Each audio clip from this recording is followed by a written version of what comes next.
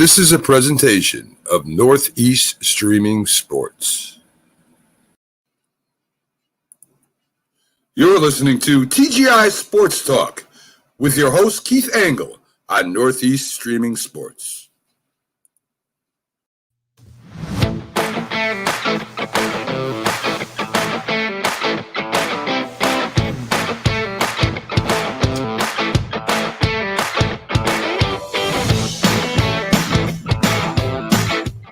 Good morning, everybody. Keith Engel, TGI Sports Talk, right here on the Northeast Streaming Sports Network. I can't seem to get my computer right this morning. That's better, I guess. Oh, guys, how are you doing today? Great to be a Patriot fan this week, I can tell you. Weather's nice fall day. Did some winterizing in the lawn yesterday. Had some fun watching some college football out.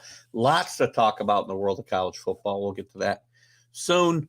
First off, I'd like to thank all the groups. Obviously, I haven't done that in a while, and I should. All the groups that let me share this to you. I guarantee you relevant content. Promise. I also want to thank my guest from Friday, former Miami Dolphin and Oklahoma Sooner kicker, Uwe von Schamann. He's in Germany this week. I hope I said his name right. I kept saying it wrong. I am so bad with names, right? But I want to thank him. Great fun. Good morning, Kenny Gifford. How are you? Great fun with that interview last week. So I enjoyed that.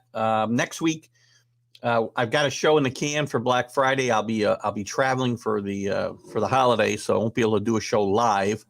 I'll do my vlog at some point that day or that weekend for the week, but we will have a show in that I've already got recorded and ready to go. The show's done live on tape, if you will. We're going to be remembering the ABA, the American Basketball Association, with a little focus on the New York Nets. And I'll have a couple of guests that day. I'll have a promo up later. My guests that I had on for that were Stephen Gold, who's a moderator of honoring and remembering the ABA 1967 and 1976, and George Garraza, who is a huge New York Nets fan and ABA aficionado. And we talked a lot about the Nets and Julius Erving and Rick Barry and Lou Carnesecca and why these teams, why this league came about, how the merger came about. A lot of fun discussion, and we'll play that on Friday at 8 a.m. By the way, also, George has got a great site for you Yankee fans, the Horace Clark years, which I love some of the content that comes through there, and I post the show when I have some relevant stuff. So, Kenny, Notre Dame on the move. We're going to talk a lot about that today, guys. We'll talk college football. We'll get into it a little bit later. Jim Biringer will be on here about 9:15, and we'll talk. I am not happy with my lighting again today. Sorry, guys. We're going to talk college football, Oregon losing. Oh, when I get Jim Biringer on, sorry. We'll talk hockey for a little bit. Then we'll jump in, even do a little college football with Jim as he does come on my college football huddle show. And Kenny's agreeing with Rick. Yes, Notre Dame is on the move. A lot of style points yesterday for some of the teams that I've been knocking for not getting style points. Some of them not against the best competition, but it doesn't matter to me. What matters is winning. I've got that. I was just going to really touch on that, Kenny. The interesting point, Oregon, obviously one of the big losers of the weekend, losing badly to Utah, a Utah team that's playing very well. But big losers is Oregon, and potentially, even though Cincinnati had a great game against SMU, and you can see how they can step it up to another gear against a really good football team, by the way. You guys can tell you what you want about the AAC.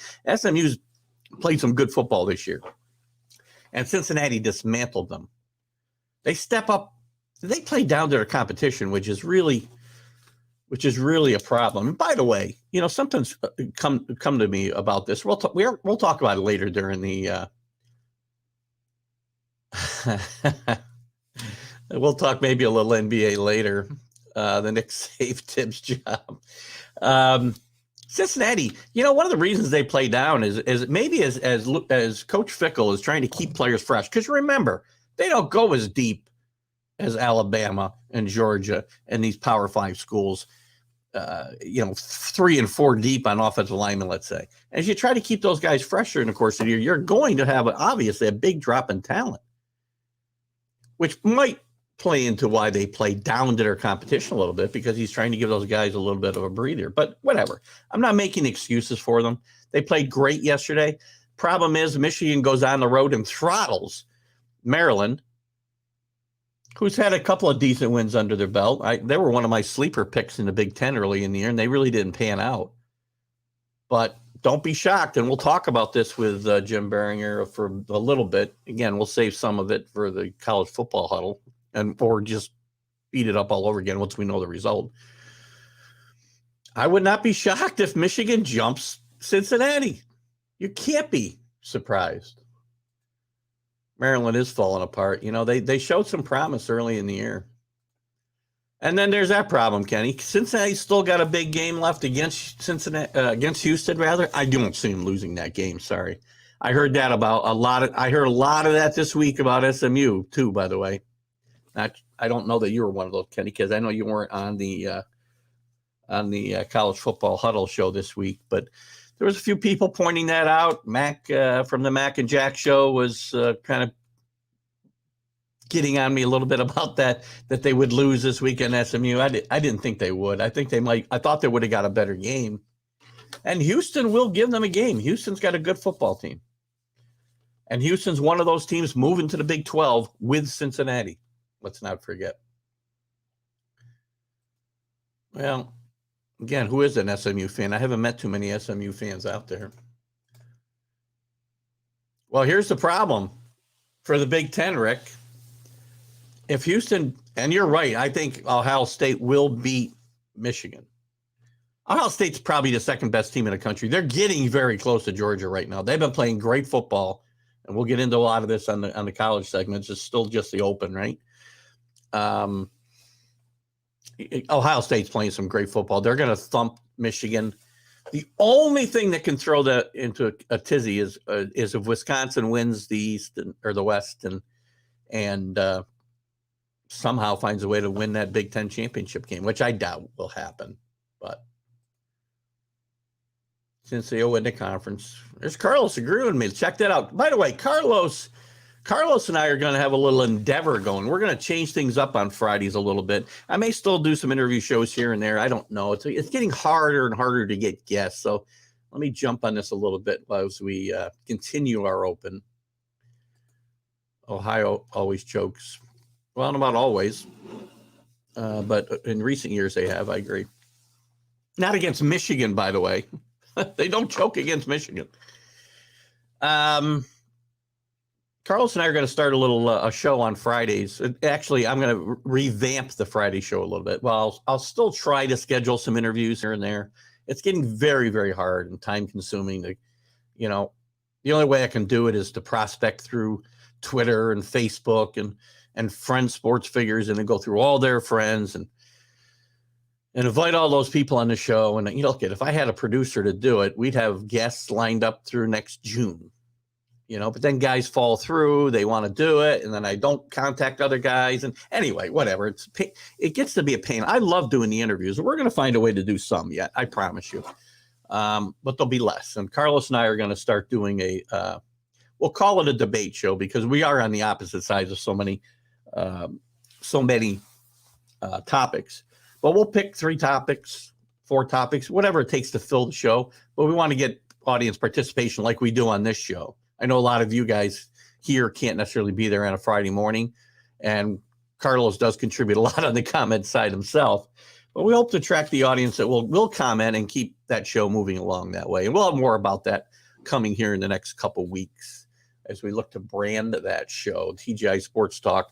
Carlos has a moniker that he has, I think, copyrighted. I don't remember what the term you told me now, Carlos, but we want to. I think we do want to try to fit that into the name of the show. TGI Sports Talk, whatever. I haven't figured it out yet.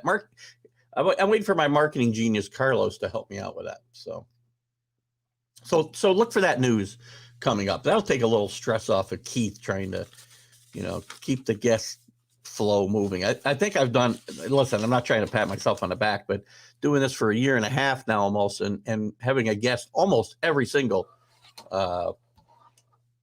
Friday with very few exceptions, and work a real job 11 hours a day is, I think I've done all right. The Mad New Yorker.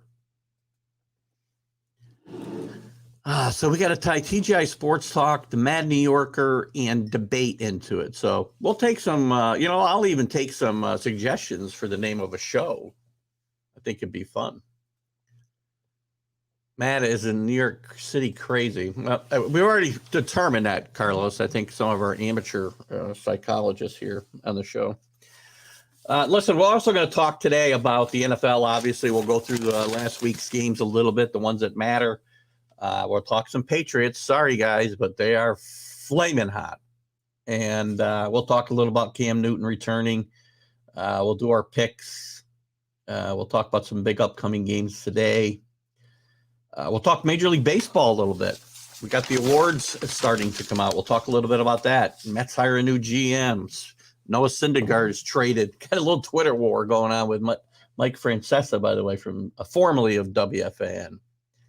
So we'll talk maybe a little bit about that. And if we have some time, we'll do a little bit of NBA. We'll get there. I got to fit. Now we got to start not angry, just crazy, upsetting. No, we don't think you're angry, Carlos. I'm the angry one. Maybe we got to tie that in there. Maybe it's going to be the grumpy old man debates the crazy New Yorker. I'm sorry, the Mad New Yorker.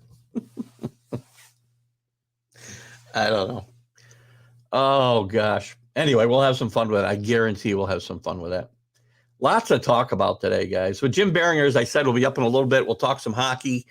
I want to talk to him a little bit about the Islanders' new home and how they didn't have a great christening. Carlos probably will want Trotz fired, and we'll only touch on that quickly because I don't want to beat that to death. But I also want to talk to him kind of about the scheduling, how some of the players are not happy that they're not playing a series type schedule this year. Let's see, what's Kenny got here? Do you have a deal with Mark on the first place prize? No, he's just picking some great weeks. He does a great job.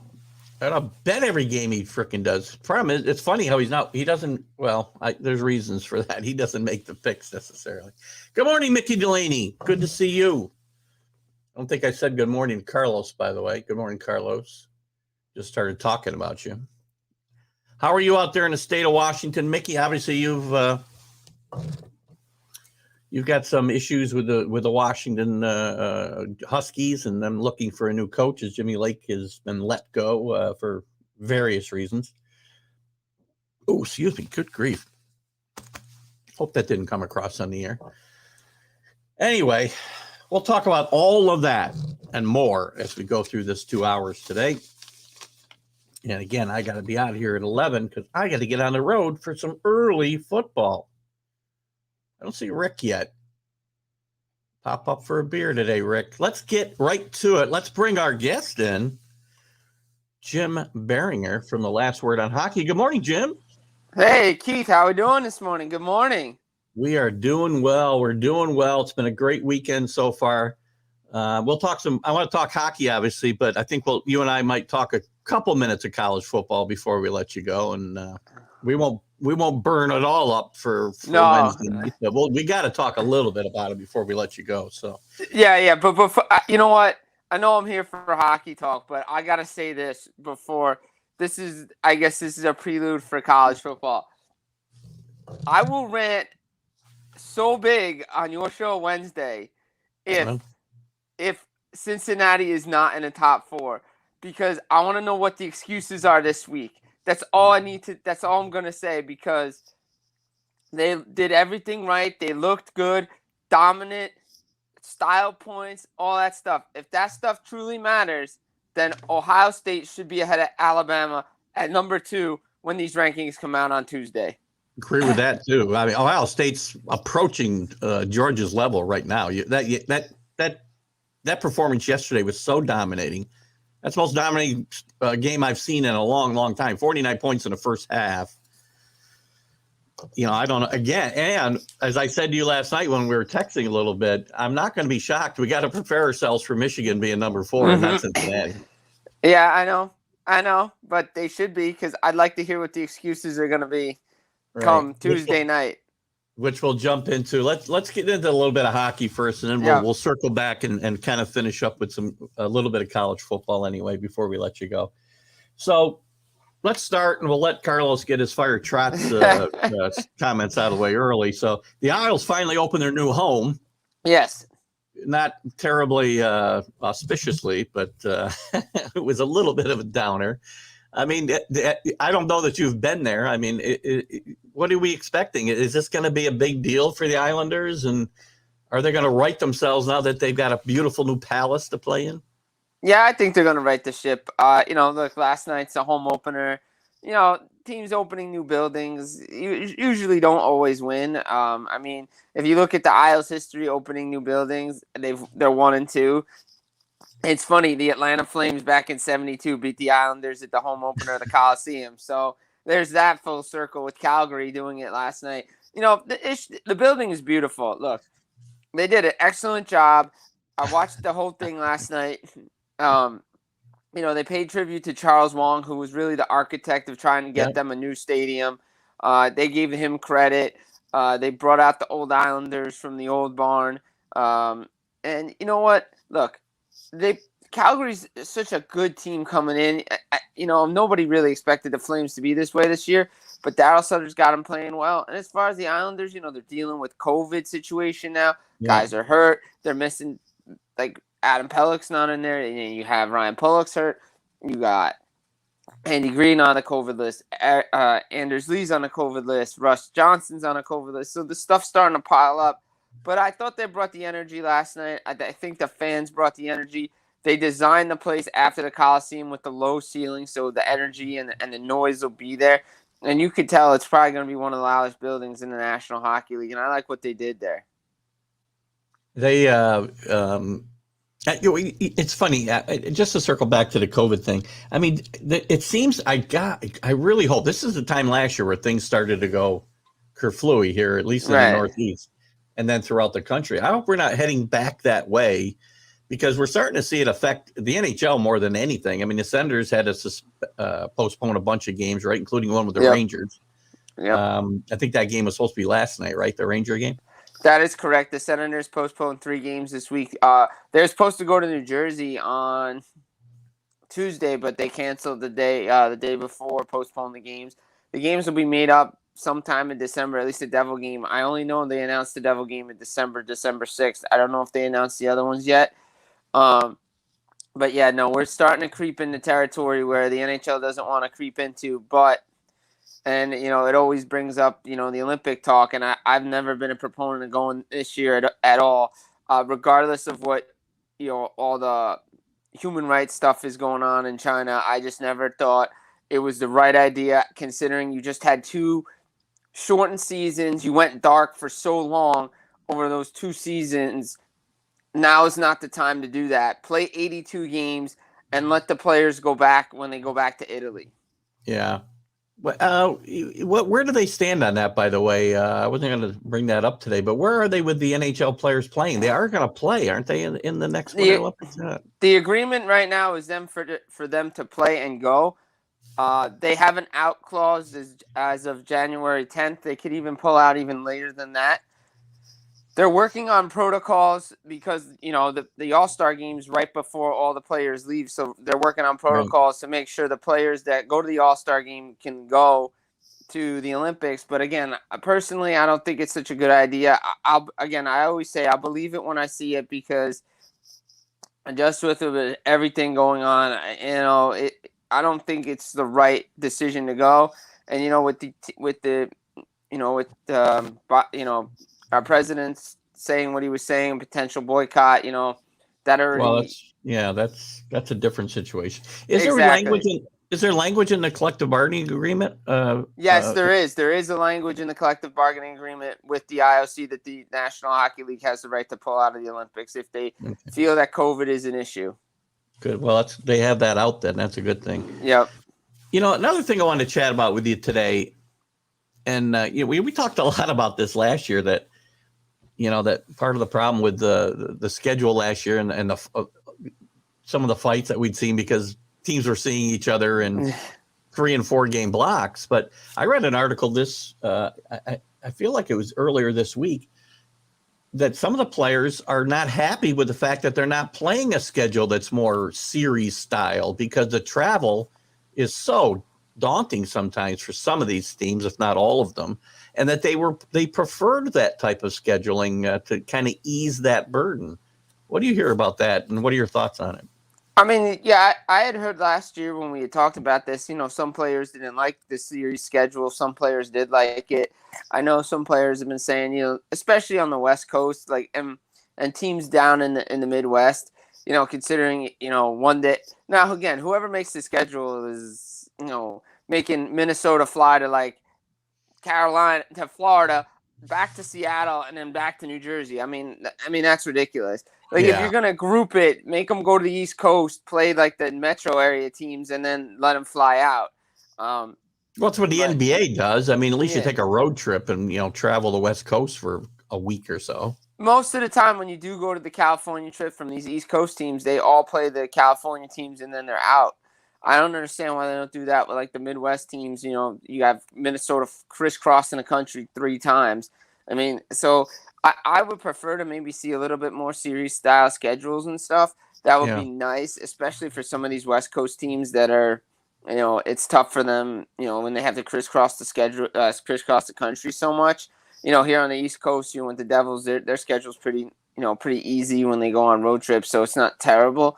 But I do see a little bit of favoritism towards the metro area teams because, the schedule is a little bit more favorable when they don't have to crisscross the country so much. Yeah. Well, years ago, at least within like division play and whatnot, the NBA, I don't remember if the NHL did this, but years ago, the NBA would have a lot of like back-to-back. So, New York would play Boston 2 games in a row, 1 in New York, 1 in Boston. The same with the Baltimore Bullets and whatnot. You don't even see that anymore in the NBA. No. Did the NHL do that at some point? They might have, like, early on, like maybe not when we had this many teams. They might have done it early on. Maybe when there was less teams and you just like play one game road way, stuff like that. So, but that's something they should look into, especially for teams in like I said, the Midwest when you have like Minnesota crossing the country. Maybe they could play a back-to-back with Winnipeg. 1 down in Minnesota, 1 up in Winnipeg, something close. Like that with St. Louis, teams like that.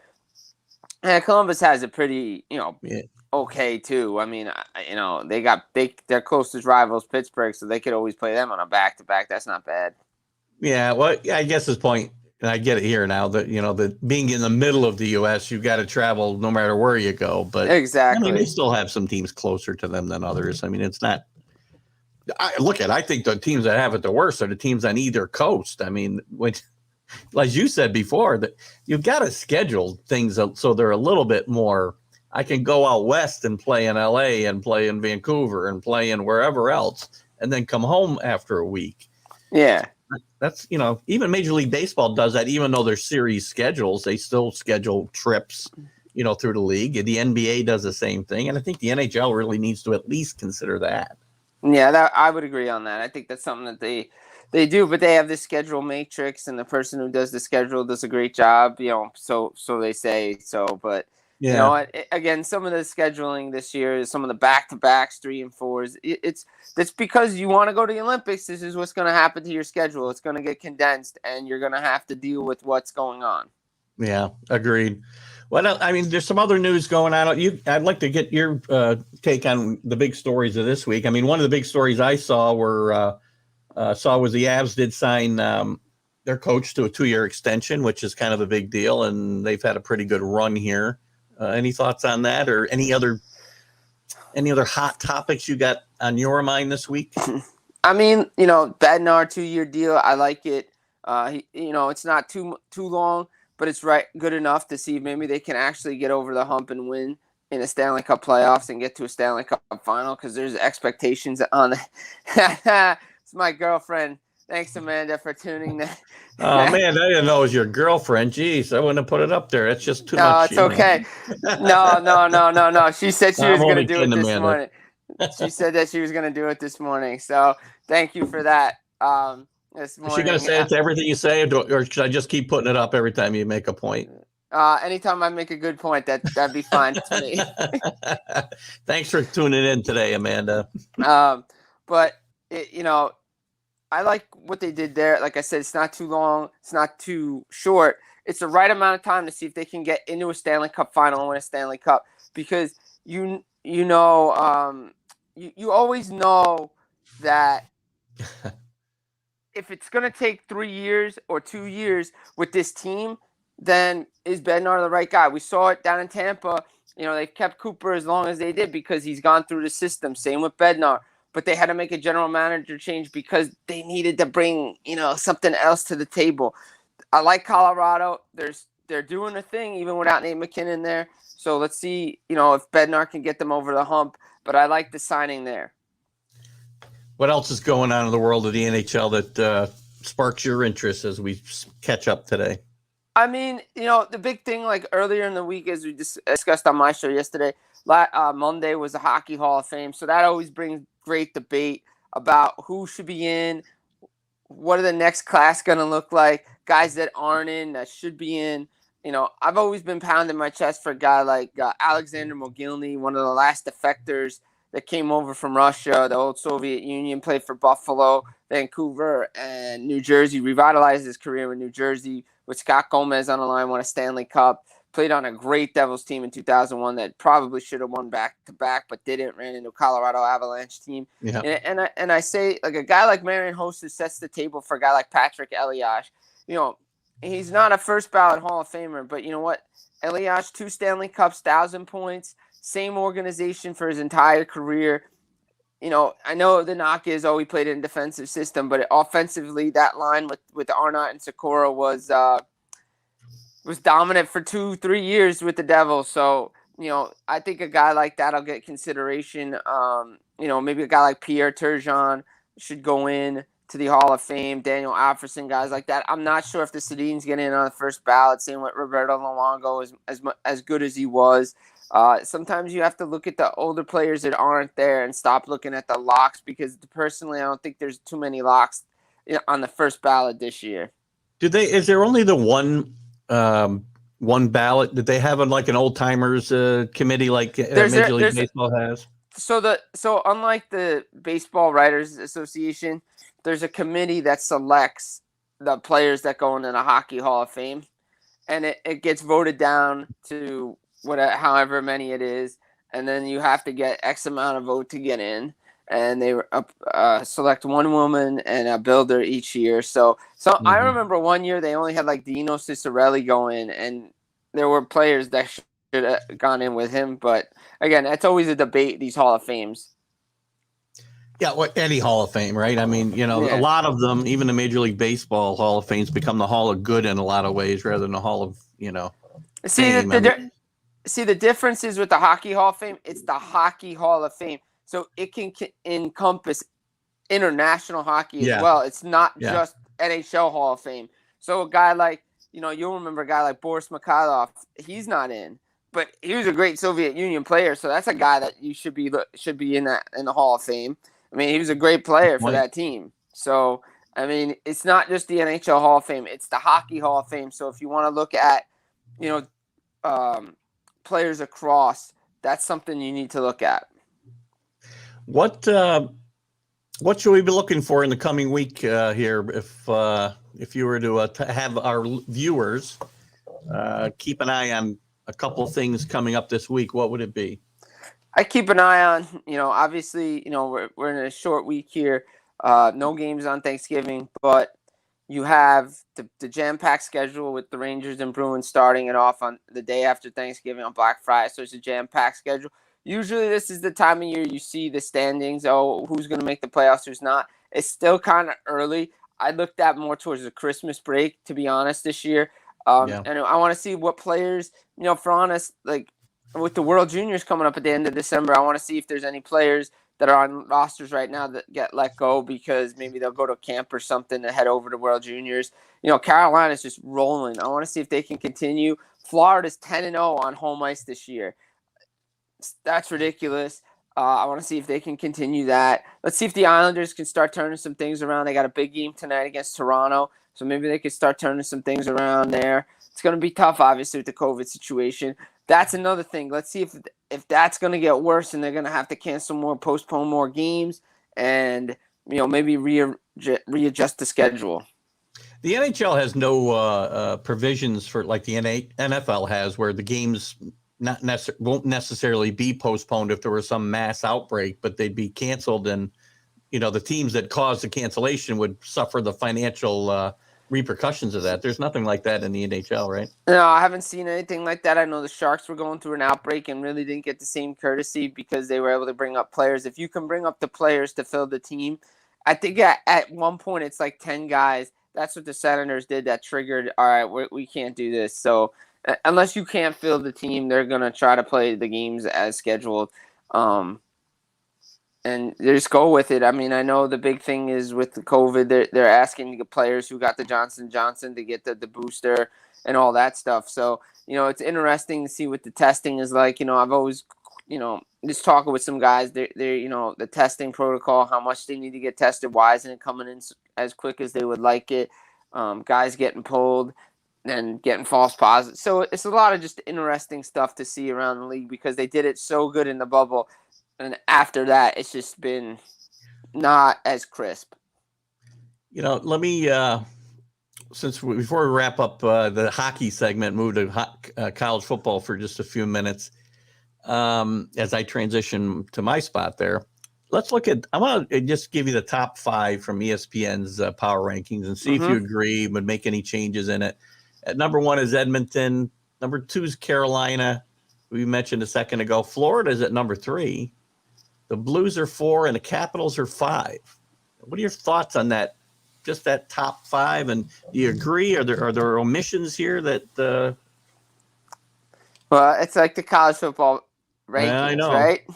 It's what, all subjective, or so to me. No, that's a very good word. Yes. To me, Carolina is the best team in the league. 14-2. Followed by, I would put Florida ahead of Edmonton. The Blues aren't even in my top 5. I don't even know if they're in my top 10. Interesting. Well, that's a big difference. To be honest, they may be 10 in my top 5, but they're not. A team I'm going to put up there that I wouldn't, count out as a Calgary. Where's Calgary in your top 5? The Flames are on fire right now. They have them at number 7, actually. Yeah, I would put Calgary in my top 5, to be honest. And I might throw Anaheim in there, too, the way they've been playing. I know they had their winning streak snapped, but Ryan Getzlaf turning back the clock, Troy Terry, Trevor Zegras, Adam Henrique, playing really, really well. I don't know about that. I don't know why the Blues are in the top 5, to be honest. They haven't really looked like a good team all year. Sit 4th in that division. They just had a couple bad losses this year. I'm not really buying them being a top 5 team. Carlos says the Flames are on fire and beat the Rangers with ease. The Flames beat the Islanders, Rangers, and Devils all in their home buildings when they came through. So, and they beat the Rangers twice. So, the Flames are for real. Daryl Sutter's got them playing. So, those would be some of my teams in the top 5, to be honest. I like Daryl Sutter. I thought Daryl Sutter was an underrated coach. Obviously, got dealt some bad hands here and there, but I think he's a really underrated coach. Oh, he's definitely an underrated coach for sure.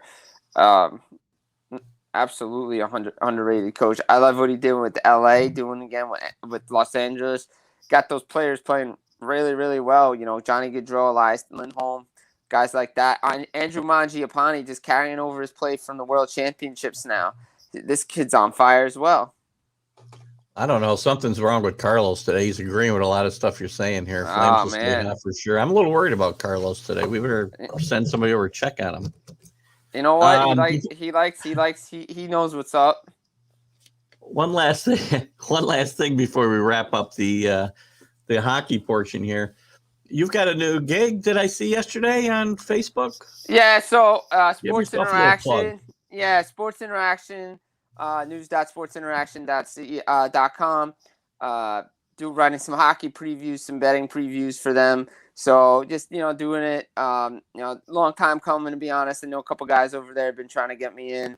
Good. So got through the trial phase of everything. We'll start doing some work for them this week. So check it out, news.sportsinteraction.com.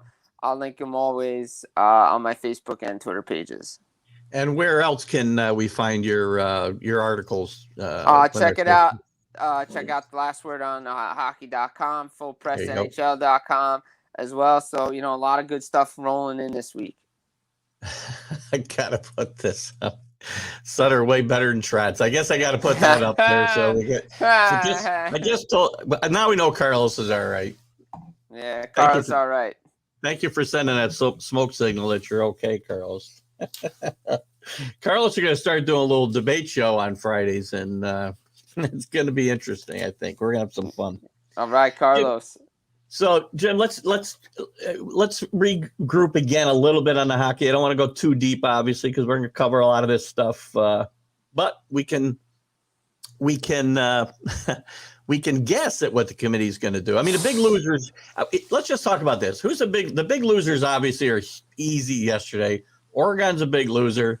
Michigan State's a huge loser, and I had one other one here. Wake Forest is a big loser. They're going to, actually, I wrote that down, but they're not as big a loser as I thought because they still will go to the conference championship game if they beat BC next week. So they're not as big a loser. What I'm afraid is a team that should be in the big winner column from yesterday, Cincinnati, could end up in that loser column just because of these numbskulls on the committee. Right. Well, let's look at it. The Pac-12 with Oregon losing. See ya. Bye. Thanks for playing. Yeah. You're not going to the playoffs. Pac-12's done. Right. Pac-12's done. Oklahoma State looked good against Texas Tech, so hopefully they move up. Notre Dame could keep marching up. But to me, you want to talk about losers. Let's talk about what Alabama did. They could be put in the loser column too, even though it was one of my locks. That game should not have been as close as it should have been. And again, Alabama, you played cupcake game, and then you played, Arkansas, Auburn, and then you got to play Georgia. Like, they didn't look great. Style points, all that stuff matters. And as I said off the top, I think Ohio State should pass them in the rankings just because of all that other stuff. And you know what? I can agree with the committee on this. There's a reason they put Michigan State at 7. They thought Michigan was a better team. Michigan State has not done much since that win. Proves it again. They get blown out. So, See ya. Adios. Utah's a big winner in this game, too. Yes. They're looking at a New Year's Day Bowl, at least. You're not going to get a playoff, but they're looking at probably the Rose Bowl, most likely, if they are able to win the championship game. Probably a rematch against Oregon. Yeah.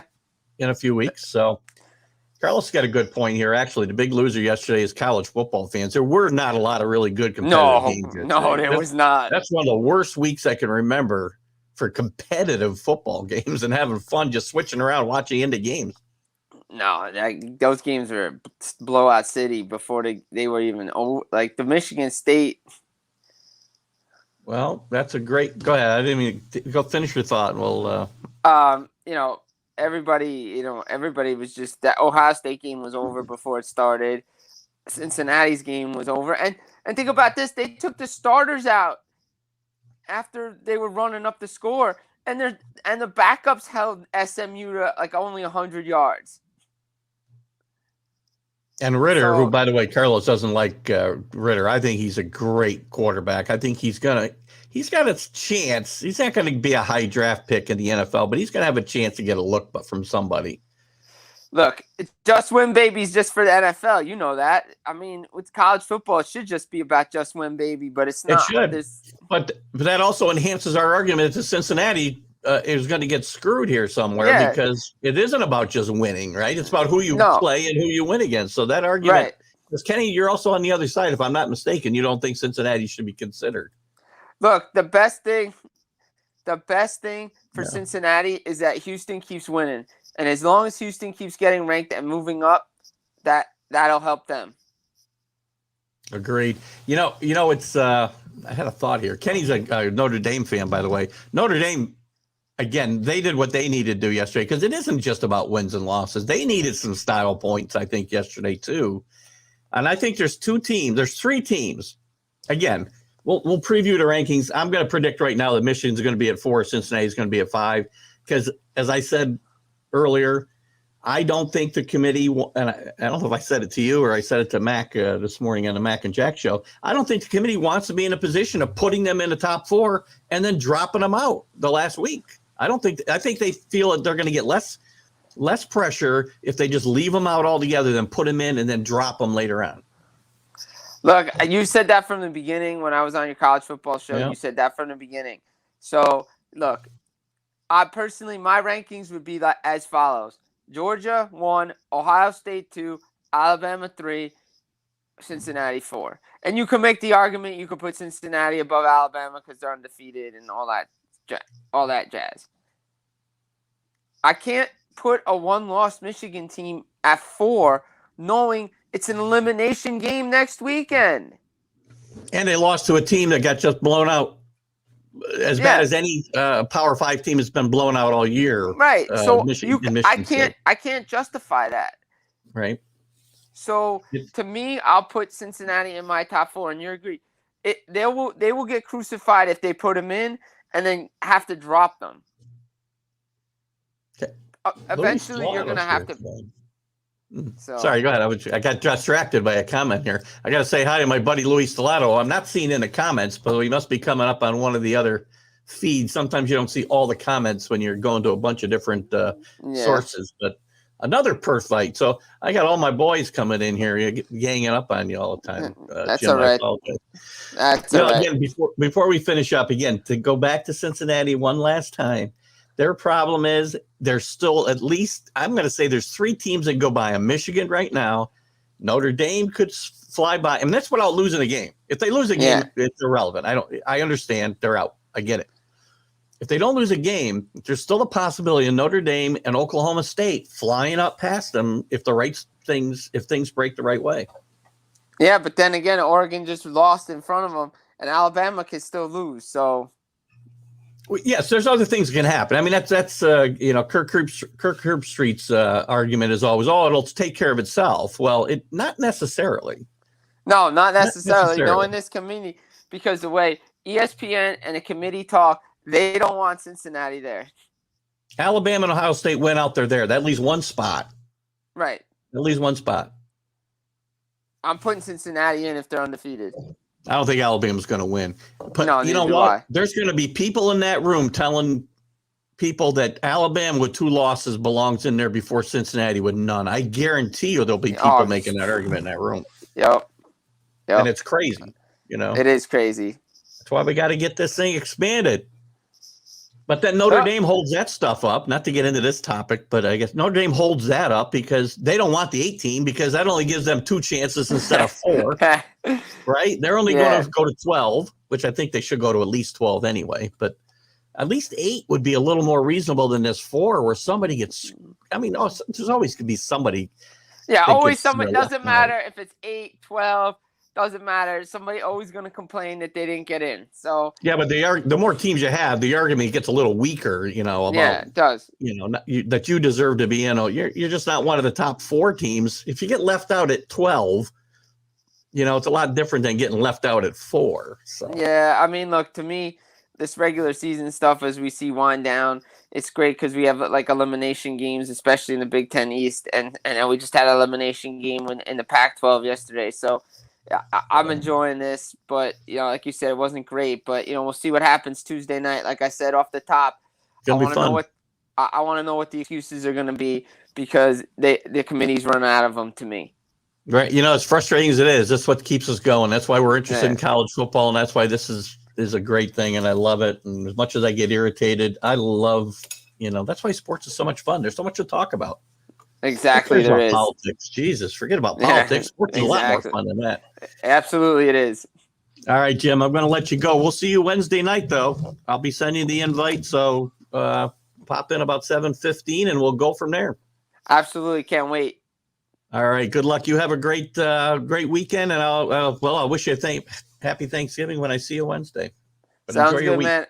Enjoy your week, enjoy your weekend, and enjoy football today. Excellent. Go Pats. Oh, wait, they already won. Sorry. We'll Have talk a good about one. that later. Thanks, Jim. Bye-bye. Bye. The great Jim Biringer, the ringmaster, as Billy has labeled him. I'll get some of your comments here in a second, guys. Thank Jim for coming in all the time. Wealth of knowledge on hockey for sure. Man, I can't compare it to the guy. I just try to kind of keep up a little bit. And I know you guys, Carlos, Rick, you guys like the hockey. So Kenny, I know you think golf's better for it. I love golf, but I don't know that I couldn't get your comments up this time. Let's see. Where are we here? Got some comments. Let's get back to that's still hockey. Big loser college football fans. What happened? Just win, baby. We talked about. Well, they're going to keep Cincinnati from the top four. I've already mentioned it, Carlos, a couple of times. I agree that they want to do anything they can, and I think it's wrong. And look, we'll agree to disagree forever on this. I don't know what that was about. Thanks, Jim. I agree. See you, Jim. Lots of good stuff. I missed some stuff from Carlos here. I know I did. Cincinnati's problem is that it's Cincinnati. If it was basketball, it'd be a completely different story. Well, it's not basketball, though, Carlos. They shouldn't be punished. It's not like Cincinnati has zero football history. This is the second time this team's been 10-0. Before Brian Kelly left for Notre Dame, very few people forget that he got him to I want to say he got him to a Sugar Bowl. It's probably before this playoff was even taking place. I don't think it was a 14 playoff. I think it was still the BCS or whatever we called it then. Michigan and Ohio better ratings at 3 and 4. Look, Ohio's going to be 2. Ohio State's got to be 2 after this performance on Saturday. They're just look at Ohio State and Georgia are the best 2 teams in the country right now. Then everybody else. I'll still rank Georgia a little bit, but now Ohio State's brought himself above the rest of this group. Bama will win that argument. I think you're talking about my 2-loss. Look at if a 2-loss Alabama team gets in there above any undefeated team, it's a travesty. Travesty.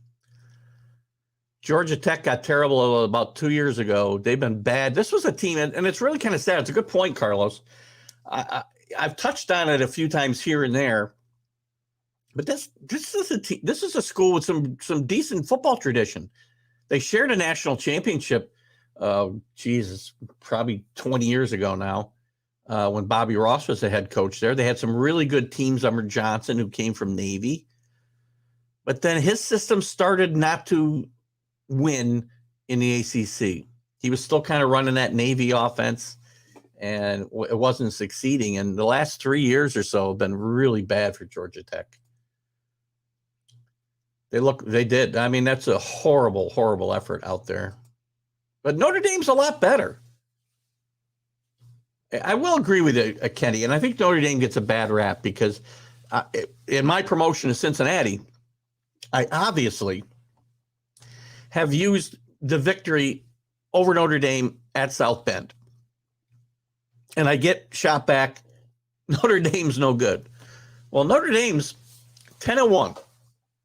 And again, my argument is, this is Notre Dame hasn't played a cupcake schedule. Maybe it's not as good as other years because, some of the teams they play are down. Stanford's down, USC's down, Georgia Tech's down, obviously. But, look, you're still 10-1. And they have gotten better. If you watch the games, because I bet against them the very first game against Florida State, they looked awful. Awful. They won the game, but they looked awful. So, where in the world is Drew? Drew's home from Paris. Congratulations to his son Steven and his new stepdaughter, his new daughter-in-law Nicole. They got married last Tuesday in Paris, France, and I believe Drew is back, but maybe he's got jet lag. We're not sure. Why? Alabama beat a ranked team. I'm not sure. Oh, because Alabama fallen backwards? Just because Ohio State looked that dominant. I mean, if you watch the two teams play, and the knock against Ohio State's been their defense. Their defense was smothering yesterday. And I think Alabama's still suspect on defense. On offense, they're awesome. Bryce Young's still up there for the Heisman consideration, obviously. C.J. Stroud put himself right up near with the leaders. Kenneth Walker probably fell off the map with his performance yesterday. There's Drew. So that's what I think. Again, that's possible, but they're not playing. So, I mean, I can't make those comparisons. It's hard to make them. We make them all the time. They play 5 games with the ACC, and that's because of their coalition. We're talking about Notre Dame again, right? There's Drew. Hello, Drew. Welcome home. I hope you didn't cause any international incidents in Paris while you were there. She's probably mowing the lawn. No, I don't think so. That's your sleeper. See, I get lost here in the conversation. Oh, Utah. That's your sleeper? Utah looked dominant. I agree. I said earlier, Carlos, sometimes I miss the comments, I guess. So Carlos knows the European landscape. Utah did look dominant last night. They are a wild card, but they're not a wild. They're a sleeper, but not to get into the Final Four. They can't get in the playoff. But they're going to get the Rose Bowl if they beat Oregon again, or whoever they play in the championship game. It's most likely going to be Oregon again. Going to have a lot of rematches in championship games probably. Rick's welcoming Drew home. You're not just giving no, Kenny, I am. I like Arkansas a lot. If you've watched, you have watched. If you made notes, I was a big Arkansas booster early in the year. I think they're a really good team. They ran out of steam here from where they were in the beginning of the year. Ever since that game against, their game against Georgia took a lot out of them, and their game against Mississippi State where they went 56 to 54 or whatever it was. I think that took a lot out of them. It's a really good football team. They're well coached. It's a good team. And they might be Michigan State. I'm not saying they wouldn't. But again, just like you'll tell me Cincinnati, you'll tell me Arkansas can beat Michigan State. But when I say Cincinnati can compete, I'm not going to say they're going to win a national championship. But do I think they can compete and be competitive with these teams? Except maybe Georgia and now maybe Ohio State. No, they won't, Carlos. They'll never make the jump. They'll never be able to make the jump. They're at 23 right now. They can't. It's impossible. I guarantee you no teams ever made a jump from 23 in the last 3 weeks. It's impossible. Can't happen. I think only one team has ever made the leap. If I could be wrong here. But I think only one team's ever made the leap from 9 to 1. I'm sorry, 9 to the top 4. Sorry. Which I think Oklahoma State's got a chance to do. Michigan State's going to fall out, right? So, Notre Dame, Oklahoma State, each move up 1 this week. There's your teams. Here's your teams with a chance. Georgia, Alabama, Oregon, Ohio State, Cincinnati, Michigan, Notre Dame, Oklahoma State. You got 8 teams shooting for those 4 spots. Nobody else has got a shot. Baylor's too far back to make a run. And Utah, as well as they're playing, great team. They're playing great, but they got some bad losses on their record from early in the year, too. You're welcome, Drew. Welcome home. Arkansas. Come on, man. Mississippi put them out. Look, it was a great game. Mississippi didn't blow them off the field. That was one of the best games. Carlos, you talked about yesterday being dull. That Saturday, if I remember right, was exciting on a lot of levels. That game might have been the best game, a competitive, fun game to watch all year. And I'd like to see some defense, buddy. I really do. That game was a lot of fun. Notre Dame would beat Cincinnati now. Well, let's play. Let's play. You could be right. I can't make definitive. I try to make definitive comments that teams will be competitive. I'm not going to tell you Cincinnati will beat anybody, but I'll tell you they'll be competitive and have a chance to beat those teams. Good morning, Dave Guyette. Good to see you. There's a good morning from Kenny. We got to plan our holiday get together at BJ's. And by the way, I'm going home at 7:00. Anybody sees me leave the building anywhere near Billy Pulver, grab me and punch me in the face. So have a playing game. Well, you know what? Well, if you get to 12, Kenny, if we go to 12 teams, that's what you're going to have, because there's going to be teams with buys, right? So you got play-in games to get to 8. And then you play the rest out. I don't disagree with that. I mean, look, at college got to do something. I mean, this generates great interest. I mean, that's what the NCAA wants. Great interest. The arguments are all over the place. The arguments aren't over. Excuse me. The arguments aren't just. Excuse me. Thought I missed that cough. The arguments aren't just who should be in the top 4, but the arguments are where they should be ranked as well. Georgia, it keeps winning. They're going to be number 1. And again, Georgia's got to get, Rick, I'm sorry. As much as I like Georgia and what Kirby Smart's done this year, love them. They're great. Ohio State's creeping up there. But Georgia and Kirby Smart still got to beat Alabama. That's step number 1.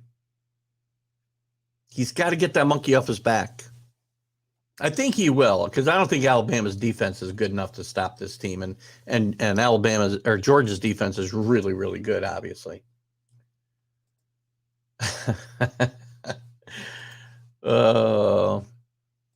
Back to that. Okay. So anyway, what else happened yesterday I want to chat about here? We got off on some tangents there. That's what I like it, guys. I love the comments and the back and forth. You know I love that. And when we start this new show, when we do it on the Fridays that we do it, I want the same thing. Hopefully we can get, I know some of you can't be there.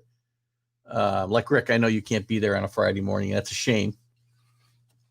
And who knows, maybe we'll look to do something a different time, but I don't know. Not right away.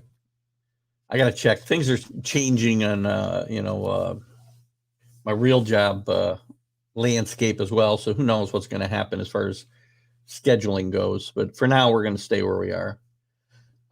So Ohio State rolls, we talked about. Cincinnati rolled. Georgia and Bama roll, and huge style. Look, we got to talk about style points, and unfortunately, they do matter. It's not just win anymore.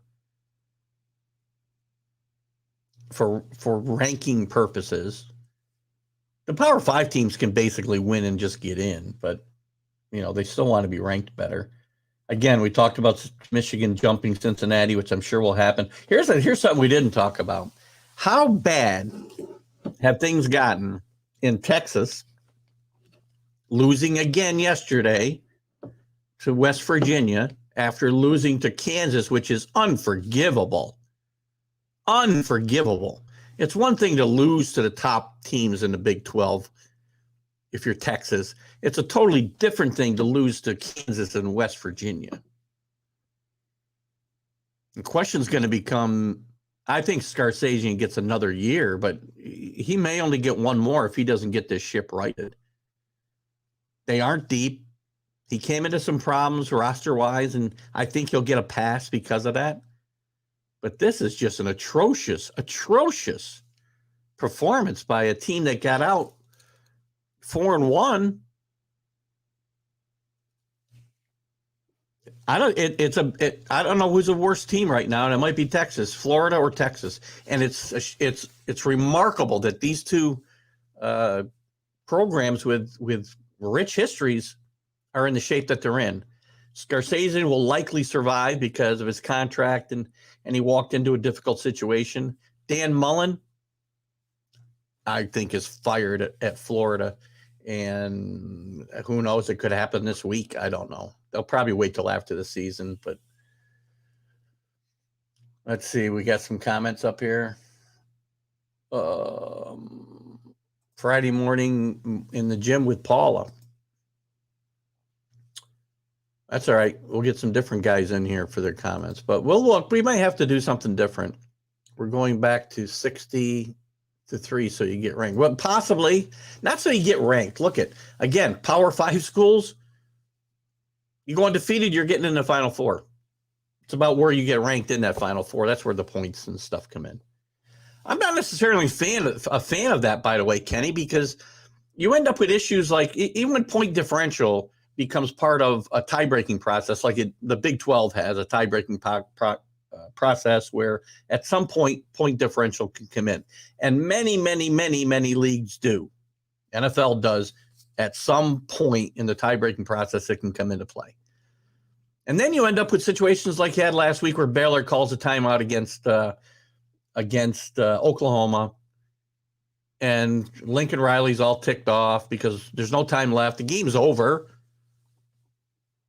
decided long before, and he calls timeout to kick a field goal because it may matter down the road. And so the NCAA creates some of these issues on their own. So West Virginia is losing their coaches. Have not heard that, Carlos, but not surprised. I wouldn't be surprised. They have not been terribly good or consistent in recent years. Who's getting Manning? I don't know who's getting it at Manning. You know, Manning's going to be Arch Manning. We're going to be talking about him a lot the next couple of years on this show and every other show, obviously. He started getting recruited in the 8th grade. Lane Kiffin working hard to get him to Ole Miss, where his grandfather went to school and was a superstar. I think Arch Manning ends up in the SEC. I think it's just a matter of whether it's Ole Miss, LSU, Alabama, or Georgia. I really do. I think those are the only 4 options for Arch Manning. Not options. He's got all kinds of options. I think that they'll come down to those 4 teams. And Ole Miss will have a chance, by the way. Hold on, we'll get back to that in a second. Arch Manning will, what was I going to say? Mississippi, don't rule them out. You'll say, well, LSU and Alabama, Georgia, it's a no-brainer. Eli and Peyton could have gone to any school they wanted to, just like Arch. And they chose Mississippi and Tennessee. So let's not forget that these teams have some sway to bring names in to their school. Wednesday was fun with your new antagonist, John. John, oh, forget John's last name. Yes, it was fun. I hope we see John on some other shows. I had a good time going back. I love, the dissension or the dissenting voices are good. I know I've talked about this a lot, and I think you guys all understand. There's times I get worked up, and my opinion is no better than yours, no better than anybody else's. But when I feel strongly about something, I get passionate and I get worked up, and I enjoy that because that's what sports and that's what this show is about for me. You guys are all entitled to your opinions. I mean, some of them are out there, and I get a little more worked up than others. But Georgia, maybe. I know you're talking about Arch. Lane Kiffin. Oh, there you go. You brought that up again, Kenny. This is a topic I wanted to bring up. What time we got? We're doing good. I do want to get I got a lot of stuff on Major League Baseball I want to chat about, but before we get to the NFL, get Drew's opinion on a few things on Major League Baseball awards and such. There's going to be a lot of musical chairs going on here. Miami's, it's hard to say. Manny Diaz looked like he was in trouble early in the year. Then he had a swoon last week against they lost. Florida State, and they win this week. But he's got a new AD coming in, or they will have a new AD coming in. That's going to put him on very, very slippery ground. And Miami's having trouble recruiting because no facilities on campus. They don't draw. A lot of problems at Miami and why that program has fallen as far as it has. One of the reasons is they play 70 miles away from campus. Another reason is they don't have the best facilities. I mean, they're great facilities compared to some other schools, but compared to top schools, they're bad facilities. Now they're talking about throwing a lot more money at the football program here in the coming years to upgrade those facilities. But you're still going to have that problem playing off campus. And I think all these schools that play off campus have trouble. So, but Lane Kiffin's name's going to come up with, if the Miami job comes open, he's going to come up there. If the Florida job comes open, he's going to come up there. LSU, he's already been talked about. He's certainly not going back to USC, so you can cross him off the list there. But it's possible. Miami's a spot. But here's the thing. I think Lane Kiffin is going to have better opportunities than Miami if he wants to leave. There is a possibility that Lane Kiffin has grown up and matured and wants to continue building what's become a pretty solid base at Mississippi.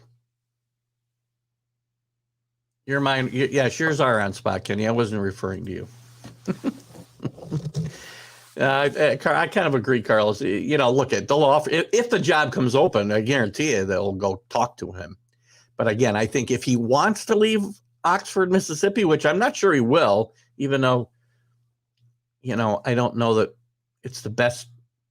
It's certainly not the best job in the SEC, but it's got some history. He may like what he's built there, and he may want to just settle down for a bit and see what he can do with a few years under his belt there and a few really good recruiting classes. That's another good question, Kenny or Carlos. Sorry. No, I don't know that I would go from the SEC to the ACC. Another good point when you talk about this topic is the Virginia Tech job is open with Fuentes getting fired last week. And the really hot name is Shane Bieber. Shane Bieber from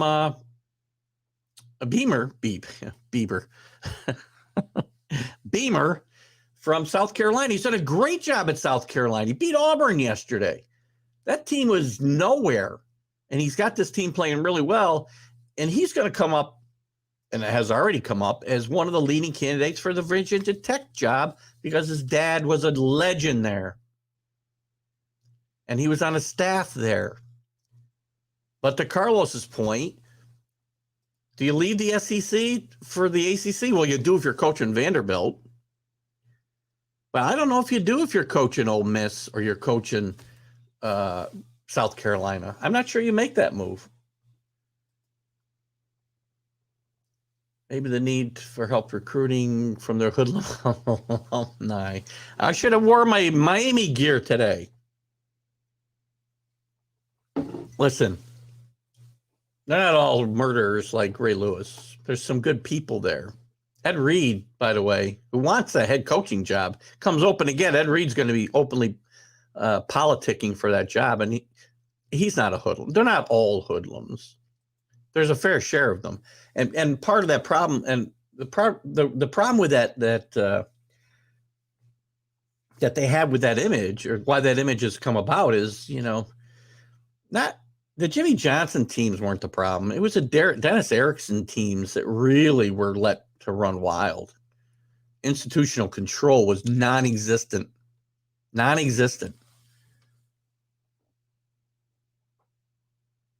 And, look at,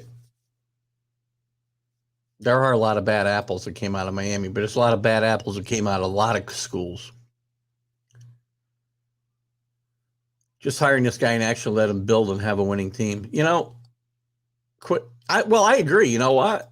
That's why I think, again, I can't speak for Lane Kiffin. I don't know Lane Kiffin. I don't have any inside information at Mississippi. But Lane Kiffin's in a really good situation right now. Lane Kiffin's had some really good recruiting classes, and he's got a good recruiting class coming in, and he may be at the point where he's going to say, I'm going to plant some roots and stay here for a while.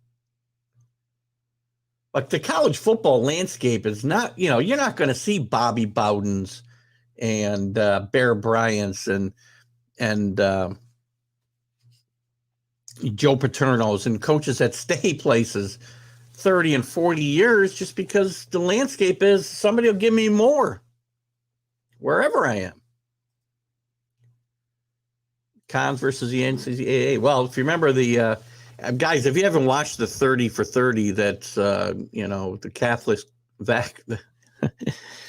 convicts versus the Catholics, or Catholics versus the convicts, whatever they called the rivalry between Notre Dame and Miami. It's well worth a watch, by the way. As is, there's a 2-part, I think it's 4 hours, 30 for 30 documentary about the Miami, all of this with Miami, the good and the bad, on ESPN as well. It's been out for a while, so you can catch it on, ESPN.com or wherever. You can probably watch those 30 for 30s. They're a lot of fun and very, very, very interesting to watch.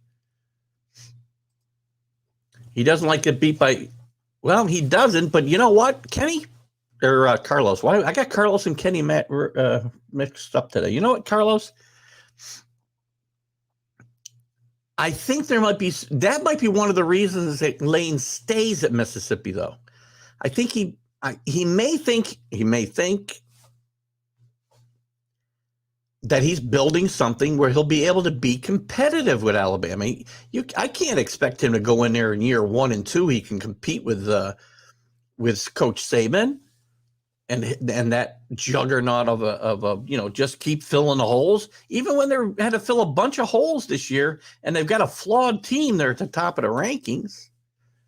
I think he builds something there in Mississippi. He could be in a position where he could start beating Alabama, but that's not Lane's MO, is to stick around for those types of things. You can't stay. You can't stay long because you had a bad season, they fire you. Well,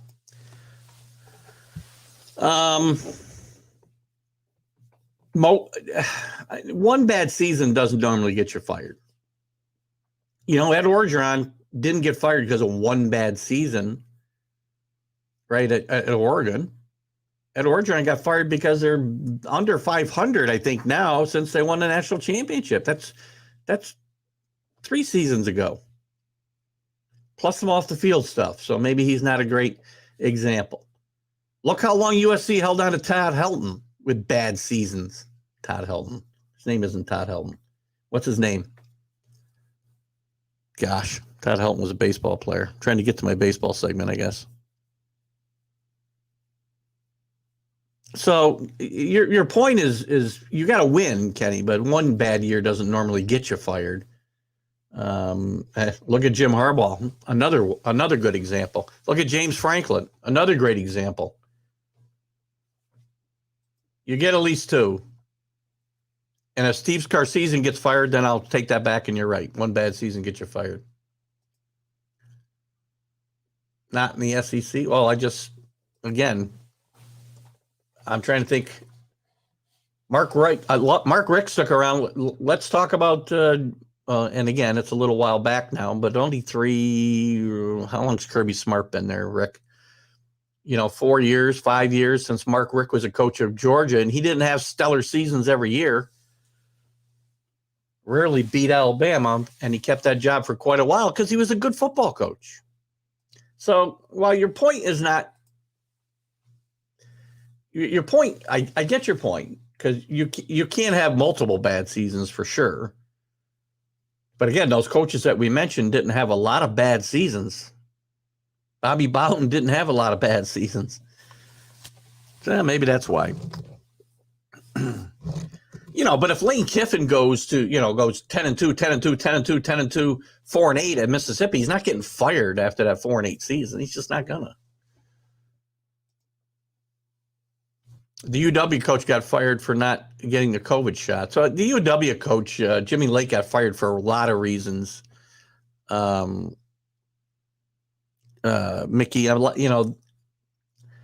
they weren't happy with the direction the program had gone with him. They thought he was going to be a great hire after Peterson, and kind of continue what was already been built. That was a good football team under Peterson for quite a few years. They were in the playoff not that many years ago.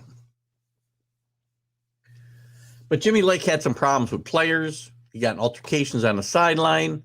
I don't know about his COVID situation. You may be talking about the Washington State coach. He definitely got fired because he didn't get the COVID shot, because the state of Washington said all state employees had to have the shot. Is what it is. Yeah, he shoved a kid on the sideline. I think Washington was already done with Jimmy Lake before the season started, and that was a convenient way to get him out of there. I'm not sure about the COVID thing with him, the COVID vaccination with him, Mickey. You might be confusing him with the coach from Washington State. That's definitely why he was let go. But again, that's the state's decision. I'm not for government overreach, and I'm not going to get into that political side of it. I think smart people, can make smart decisions for themselves. And if you don't want to be protected, you don't get the shot. But I don't like the government telling people they have to get it. I got it because I'd like to stay alive.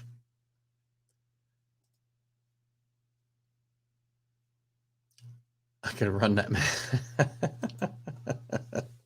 Yeah, right. It was the Cougars. So that's okay, Mickey. It's easy to mix up those two teams. They're both in disarray right now, right? So what else? Big winner yesterday. Before I move off college football, we're going to move on because I want to get to some other stuff. Besides the teams, we already talked about the teams who were winners and losers. CJ Stroud, big winner yesterday, jumping way up. He's going to jump up. Him and Bryce Young are probably the two favorites now. With Matt Corral's injury issues, and Kenneth Walker's performance yesterday, I think probably Young and Stroud are probably the two favorites for the Heisman.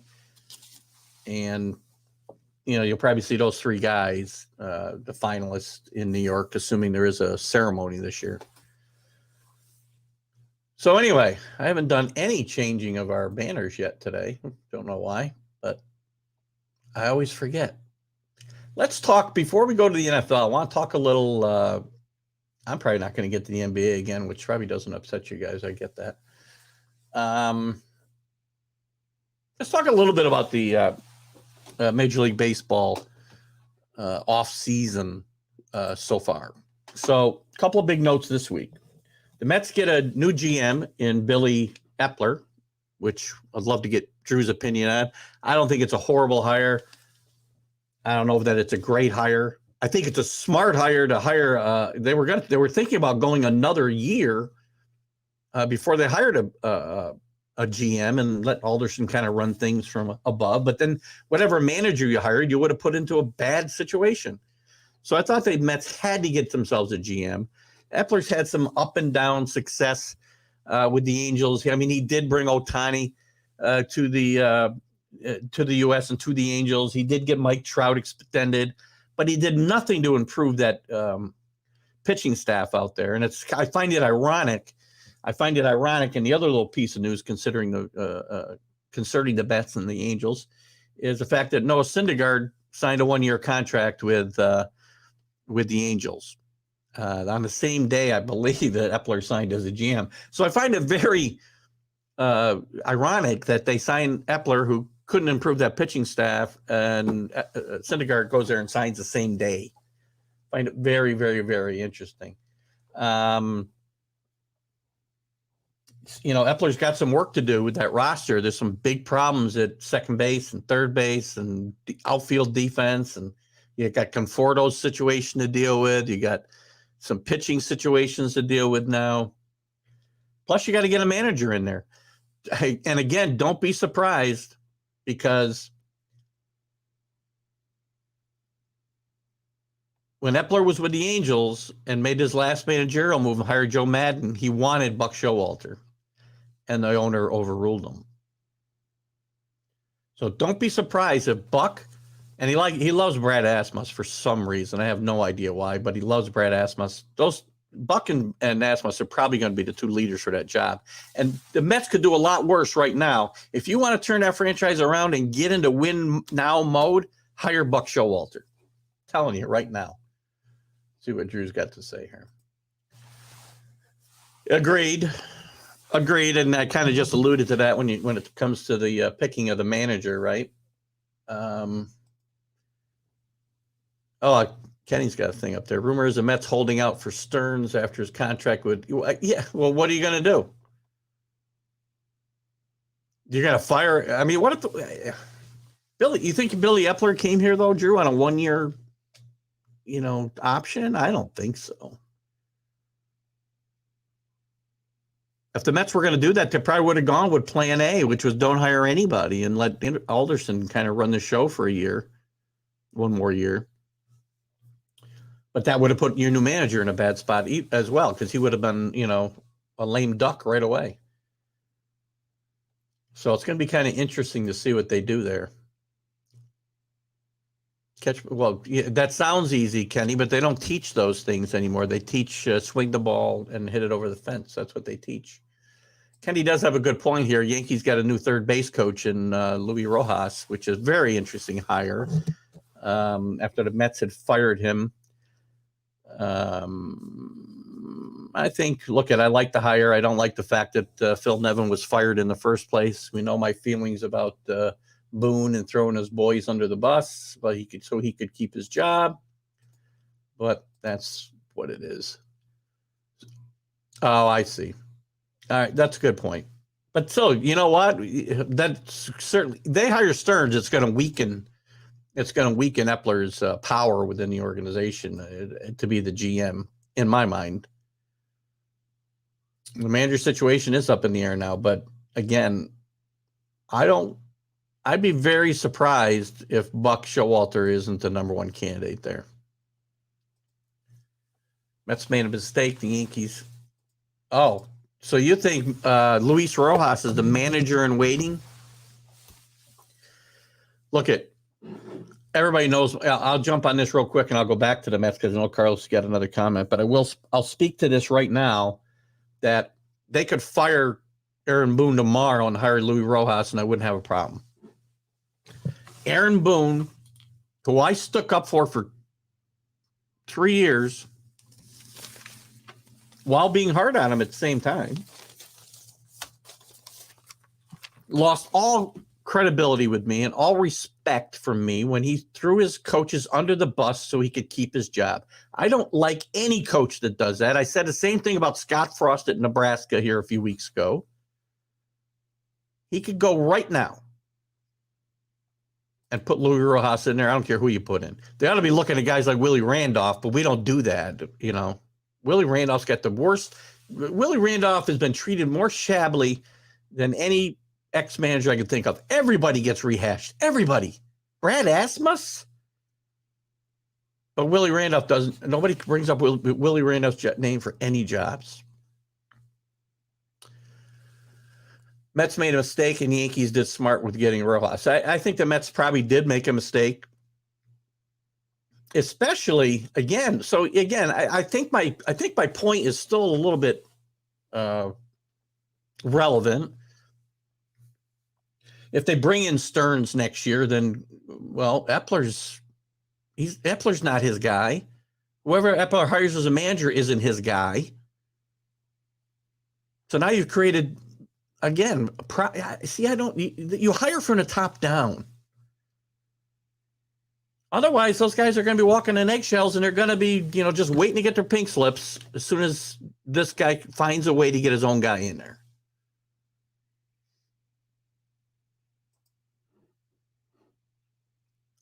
You said this before, Carlos, and I've told you don't be surprised. He's only 65 years old. Tony La Russa's out there at 97. It seems like 97. Buck is a good fit for this Met team if they want to win right now. They want to turn this around. They want to turn the attitude around. Buck Showalter is a good guy, and he's not going to be a guy who's got to worry about being there 10 years.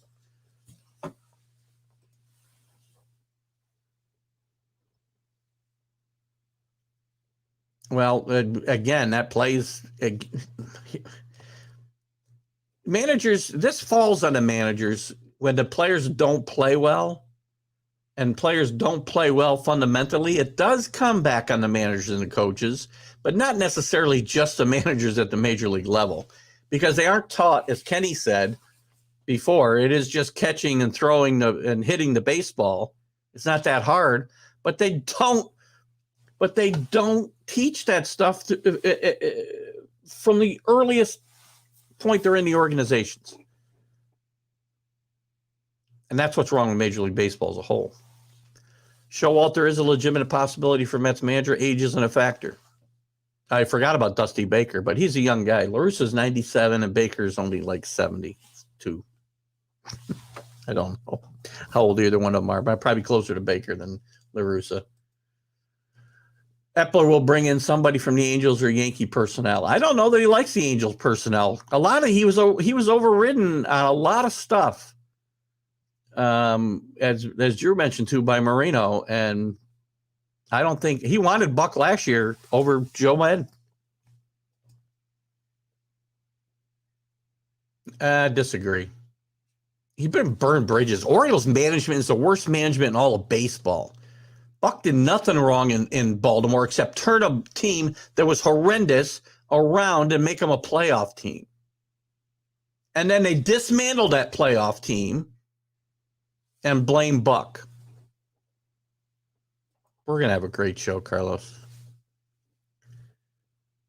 By the way, that comment about the Yankee staff, I'm assuming you mean ex-Yankee staff. If the Mets get good, who's going to make fun of the Mets? And we can still make fun of him, Kenny. Don't worry. I mean, I'm not going to become a fan. That's why he's in sportscasting. He's also very good at the analysis, by the way. I love Buck on Yes, but I think Buck belongs in a dugout, and I think it should be the Yankee dugout.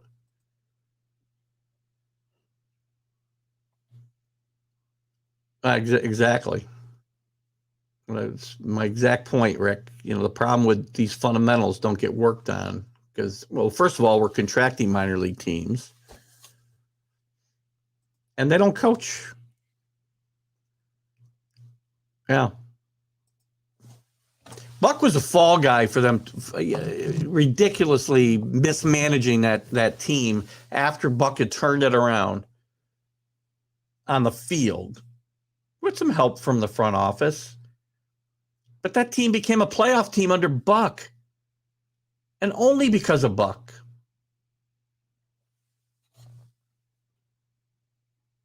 Anyway. So anyway, that's some big news there. Where are we? Other big news. And we can continue this. You can keep going. Yeah, but well, there's interfering orders everywhere, unfortunately. Drew, that's one of the bigger problems in Major League Baseball in a lot of places is that they don't let their people they hire to run the teams run the teams. Talking about the Yankees make some news this week in designating for assignment and basically saying goodbye to Clint Frazier, Odor, and Tyler Wade, which I don't like the Tyler Wade move at all. I like Tyler Wade. He's a good guy to have on the bench. I don't care if he's your 25th guy. He brings a lot of versatility to the team. He brings some speed that was sadly lacking. And he had some clutch hits. He's the kind of guy that winning teams need on their team. I don't say you're going to win with Tyler Wade playing a lot, but this is going to be a move the Yankees come back and rue the day they did this. Good point. So I think the Yankees are going to be sorry that they did that. Also, on the news of the Yankees, I find it very interesting that Hal Steinbrenner is at the owners' meetings talking about lowering the salary cap. I'm a little concerned with the Yankees. The Yankees, this is the New York Yankees, right? It's not the Kansas City Royals. It's not the Milwaukee Brewers. And there's advantages to owning the Yankees, and you can spend money, and they won't do it. And they're staying under the cap, and now they want to lower the cap. I think they're getting ready to sell this team. That's what I think. Lowering costs. Not much different than business in general, guys. They could re-sign them, but it's on. Well, that's what I mean, they don't have roster space. They did move a guy, Nelson, off their 40-man roster yesterday, but there's no reason to designate these guys for assignment if you just plan on doing them. Somebody's going to pick up Tyler Wade, and I don't think they want Frazier back. I don't care if Frazier goes. The guy's never going to make it, at least not in New York. He might make it somewhere else. He's not going to make it in New York and or whatever. Stacked with talent. Really? Like who? Manny Machado and who else? The strikeout machine, Chris Davis? Stacked with talent. Adam Jones, Machado. Who else? Britton in the bullpen. Buck did a great job there. Great job there. Let's real quick because we're at 10. Oh, we got to get moving here. I wanted to go over, I guess we'll do the awards next week because I actually want to finish up a few minutes early. I think we got a lot to talk about. We'll talk about the awards in Major League Baseball next week. We'll move on to that next week. We're going to go on to the NFL now because we got a few things to chat about, including our picks, which we'll get to in a second. Let's look at just last week's big games real quick. We're going to talk about the Patriots a little bit, by the way. And maybe I should do the picks first because this could take a few minutes. Let's get into the pick 'em. Last week's results. I'm going to pick my games and we'll go back to some news. Last week's results. Nobody did well except Mark, who Kenny thinks I'm fixing a pool for Mark, I think. I don't know. All I did was get him back in. Actually, you, Kenny, got him back in. You could have taken advantage of him and not helped him get in after I helped you last week. Mark gets 9 wins. Kenny gets 7. Robert, haven't heard from Robert. Hope he's following the show. 6 wins. Rick with 6.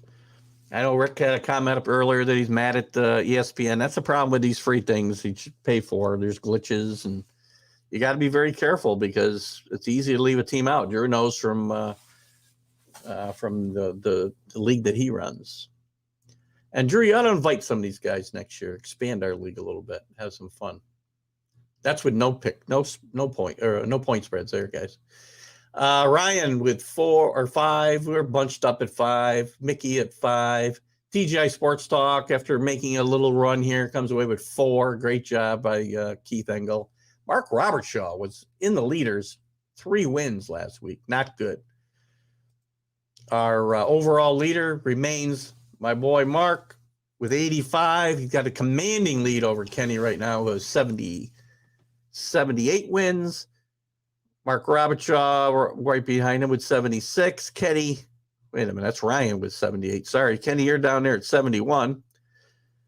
With me, tied with TGI Sports Talk. Carlos has moved up. Carlos with a little bit of a, I think the pack's coming back to you, Carlos, at 71. Robert at 69. Mike with 68. Drew at 64. I know Drew, I think, only had 1 pick last week because that whole Paris debacle must have thrown him off. Rick's at 58, but I don't know. You got 2 things in here. Mickey's at 57, but so there's some glitches. We'll try to do something different next year. Any of these free sites you use, guys, there's going to be issues, so you can't do much about it. I'll go back to your comments in a second, guys. Let me do my picks. Let's do the picks. And I want to get into a little bit of stuff, and we're not going to have a lot of time once I get through the picks, probably. Obviously, you will know that on Thursday night, I was on the New England Patriots, who we will talk about real quickly after this segment. because you guys will tell me, oh, they haven't played anybody. They're 7-4. They've gotten better every week. The defense is dominant, and I don't care who they play. When you play 2 weeks in a row and you win by a combined 90-7, you are a good football team. I don't care who you're playing. So you guys can post your comments and get ready for that conversation once I get through here. I will take the Bills over the Indianapolis Colts today by 7.5. Could be one of the games I bet today, guys. Depending on what line I get there. Chicago Bears, I'm going to take the Bears at home, plus 6.5 over Baltimore. I'm going to take the Browns, minus 9.5 over the hapless Detroit Lions, who did manage to get a tie last week against the horrendous Steelers. Tennessee, unbelievable, doing it somehow without one of the best players in football in Derrick Henry. The Patriots get them with their next game. Houston will lose by a lot to Tennessee today. I got the Tennessee and 2 survivor pools, guys, that I remain in. I'm going to take the Vikings getting points at home, Rick Sherlock, against the Green Bay Packers and their crybaby quarterback. I think it's time for the Vikings to make a little run here, and maybe the Packers can come back to earth. I'm going to shock some of you guys and take the Jets and their dysfunctional coaching staff, by the way, who has screwed up this whole quarterback situation. And I can talk a little bit about that if you want to make some comments about this situation. Robert Saleh last week should have named Mike White the starter for now, but he should have reiterated that Zach Wilson is our quarterback. First of all, that's number one. Number two, you can't say Mike White could be the next blah, blah, blah, and we got to wait and see.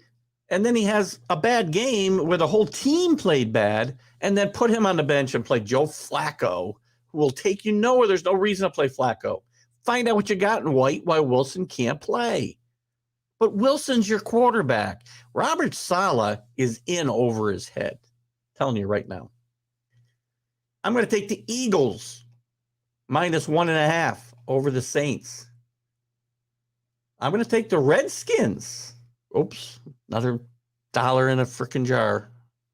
I'm going to take the team formerly known as the Redskins plus 3.5 over the Carolina Panthers with Cam Newton, Carlos, back behind the center, starting at quarterback. I'm going to take the visiting San Francisco 49ers, even though I love points at home with these teams, especially coming west to east, but I cannot pick Jacksonville. I'm going to take the Raiders. And by the way, going back to that New Orleans game, Alvin Kamara is out again today. I'm going to take the Raiders over the Bengals, plus 1.5. I like the points at home here. The Bengals are playing really good football for the most part. I don't think they're good enough to be a road favorite over a team that's playing fairly good football in the Raiders. Up and down, I'll give you. The Chiefs, I think, will continue their resurgence today. I'd like them minus 2.5 over the Cowboys. By the way, the Raiders may be a bet today. The Chiefs may be a bet today. The Cardinals minus 2.5. I'm still going to stick with this, even though it looks like Kyle Murray's probably not going to play. Game time decision. Colt McCoy will play in his stead if he can't play. He's been banged up as well. I'm still going to stick with the Cardinals because I think and they also have Hopkins out as well. I still like Arizona to be able to win this game. And we have the Chargers.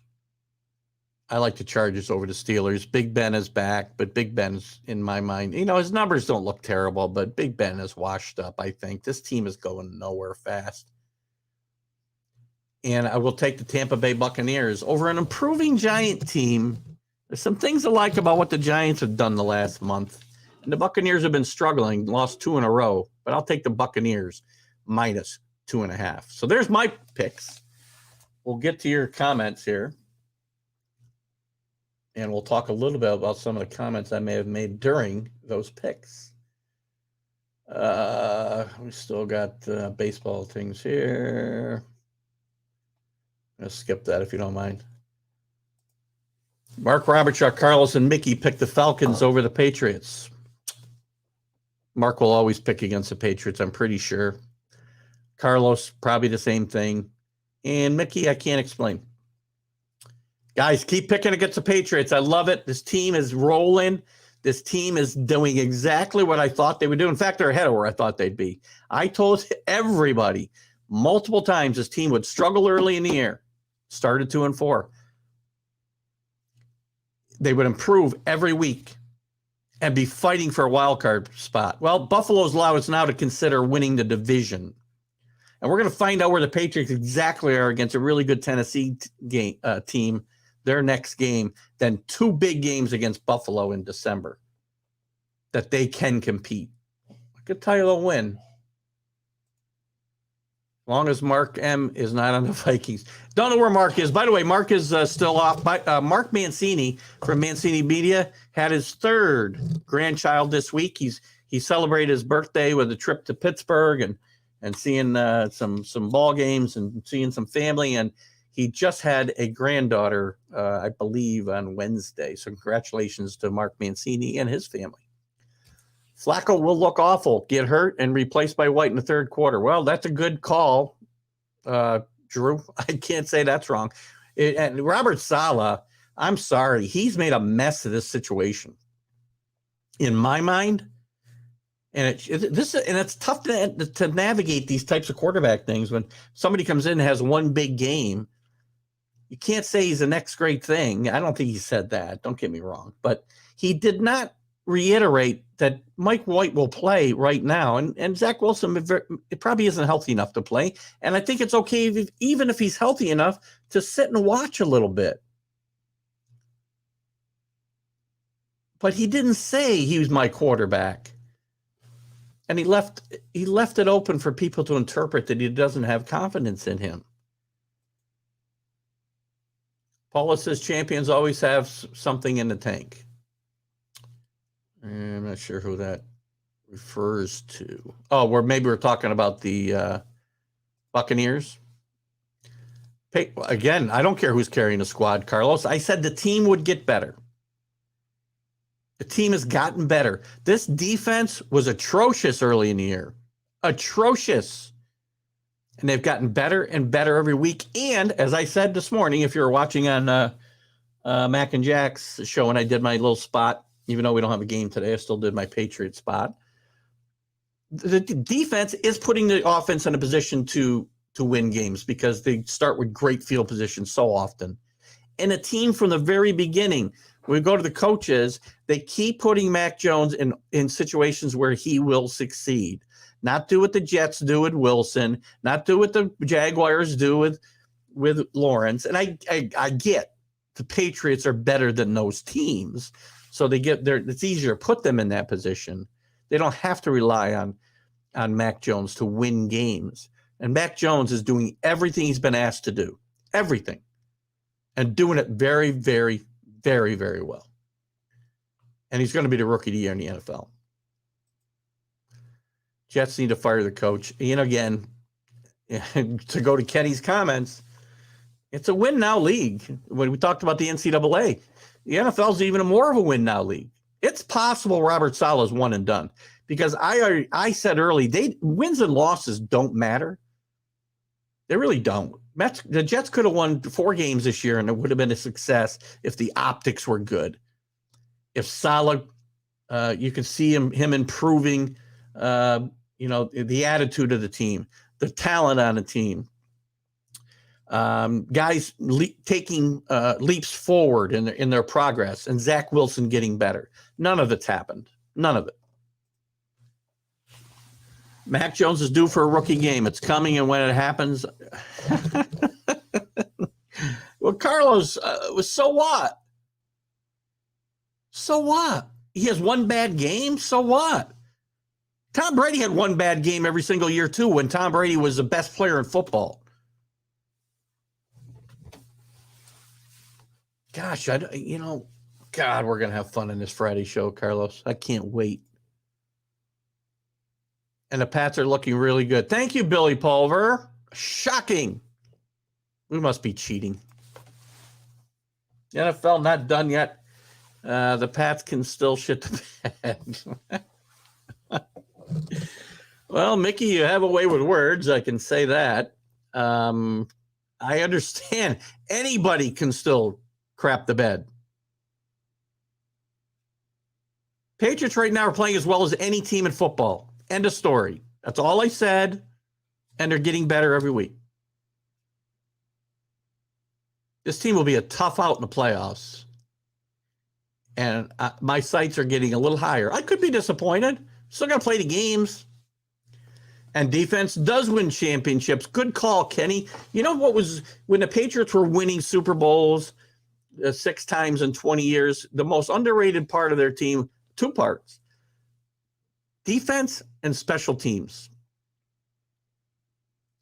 Patriots defense was always underrated when they were winning those Super Bowls. Always. Or competing for those Super Bowls. Always underrated. And often when they didn't win, it was because their defense didn't step up to where it needed to be. The other part is special teams, which nobody likes to talk about. But they're such a big part of every successful team, and special teams are good. Almost always. The Patriots, Nick Folk's playing great. Their coverage teams are playing great. Matthew Slater is probably the best special teams player in the history of the NFL. I'll go that far. Could be a Hall of Famer. But also, Jake Bailey, by the way, is the most underrated weapon in the NFL as the punter. He continues to pin teams back inside the 20, inside the 10, gets the Patriots, and they win that field position battle all the time. They flip the field, much to what Carlos was saying before. The special team, the punting unit, let's just say, flips the field, the defense plays well, all of a sudden the Patriots got good field position. Either on a turnover or, a punt that's not as good as Bailey's. There you go. Everybody studies game tape, Billy, by the way, FYI. Everybody gets game film to study. So when you're going to throw something like that out there, be accurate what the accusation is. Everybody gets game tape to study. You can continue, Billy. We'll continue this on after I get through some more comments. Van Noy and Hightower back. Excellent point. Excellent point. Plus, the additions to this defense, besides Hightower and Van Noy and Matthew Judon, tremendous. Matthew Judon has become a leader on this team over the course of the first 11 games. A turning point for the Patriots, when he spoke up, I think they lost to who did they lose to? Hang on, I can tell you. I think it might have been after the Cowboys loss. And he spoke up in the locker room and said how this was ugly and we got to get better. And he didn't make any excuses, just blamed the defense for losing the game. And from that point on, the defense really started to get better. And I think, as well as playing great on the field, Judon has become a leader in that locker room and on the field in a very short period of time. One of the best signings the Patriots have done. Then that front seven has done a good job of masking some issues in the secondary, and the secondary is playing better. But a lot of that is because of what's happening up front. Jets need to get rid of LaFleur and the Shanahan offense. We know, Carlos, you don't like the Shanahan offense, so LaFleur is probably in over his head. If you're coming in as a rookie head coach, you might better get yourself some – and defense is your specialty, which, by the way, the Jets stink at defense as well, and they hired a defensive coach as their head coach. You might better get yourself an experienced guy there as your offensive coordinator. Just my opinion. Defense wins games and championships if the offense is passable. Ravens and listen, if you can win, and by the way, don't forget that team had Jamal Lewis, who I think that year ran for 2,000 yards, or I think it was the same year he ran for 2,000 yards. If not, he's still very good. So they won with Dilfer, and if you can win with Dilfer, you got a great defense.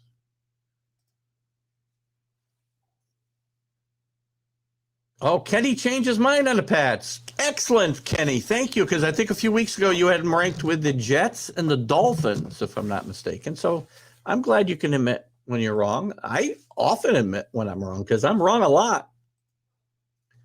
Pats look good, too, with Garoppolo was winning. For what? 1 game? 2 games? He got hurt. And by the way, totally different team. Totally different team. Not one skill position player left from that team. Not one. Unless you want to count Bolden, who they brought back. Mick the Quick. Come on, man. What's that one? Oh, Mick. Mickey. Mickey's colorful. Bring it, Mickey. Then what happened to Garoppolo? Had an awful game and got put out for the year. Well, he got hurt. Garoppolo never got benched by the Patriots when he was playing. By the way, Garoppolo never had a chance to play for the Patriots. He played for 4 games. He was supposed to play 4 games while Brady was on suspension. That's it. Then he got hurt, and they put in Brissett. He couldn't play. And then he never got another chance, and they shipped him out because Bill wanted Jimmy and Kraft wanted Brady. Pats Bucks Super Bowl would be very, very interesting. The only problem there is you're going to get the whole Belichick, Brady, who was responsible for all these wins, bull crap all week long for 2 weeks. But I would love to see this. No, I know what Billy's referring to, Kenny, and my comment stands. Every team gets game filmed. He needs to be more accurate in his accusations of cheating. That was my point. And I will tell you again that every team in the NFL does anything the Patriots have ever been accused of doing. Just saying. AFC East is terrible. That's enough. They're bad enough that Carl's had to say it twice. Oh, AFC is terrible. I see. All right. You didn't say the same thing twice. Well, look at it. It's better than it was when the Patriots were winning the division year after year after year. The Bills are good. Dolphins are playing better. I worry about the Dolphins as much as anybody in this end of season run. Dolphins are playing much better without a quarterback. Garoppolo did get hurt. Thank you.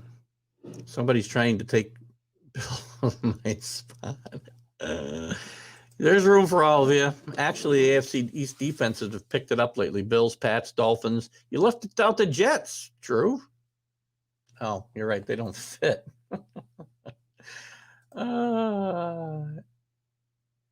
Except win 3. Not sure where that comes from. Sorry, it's sometimes hard for me to match up the comments that are follow-ups. The Bills will falter. You know why the Bills may falter? Well, the Bills have already faltered a little bit. That's why the Patriots are in the conversation for the division anyway, which technically they're in first place right now. Even I know Buffalo hasn't played yet. So, and if the Bills falter further, it's going to be because they played a really good Patriot team twice in 3 weeks in December.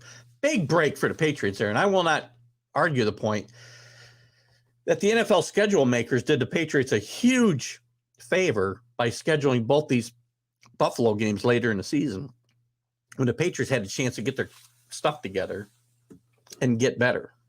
So, great job there.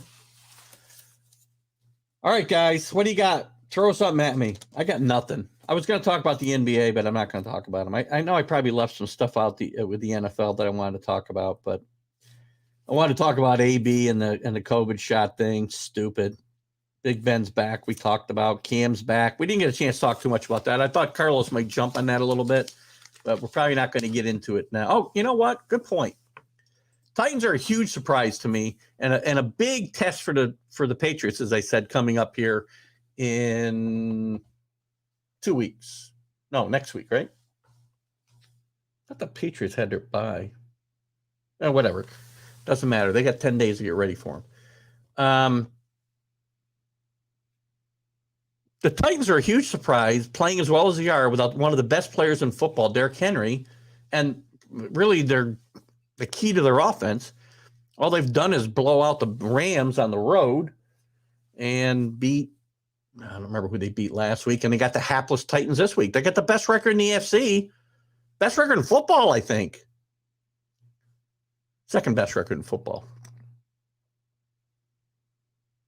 I think it's the second best record in football. Anyway, they're going to be very, very, very, very good. They're going to be a tough out in the playoffs. Again, Derrick Henry may come back. I haven't heard any news yet on that, but it's possible they will. You said all the teams do the same thing as the Pats, and I said except win. Oh, I got you, right? Now I got you. That's a good point. So nobody does it as good as they do it. Happy Thanksgiving to you, Billy. I'll have the college show on Wednesday night, just as a reminder. Grab a few more comments here before I got to go. Pat's got fined, caught in the act. That's the difference.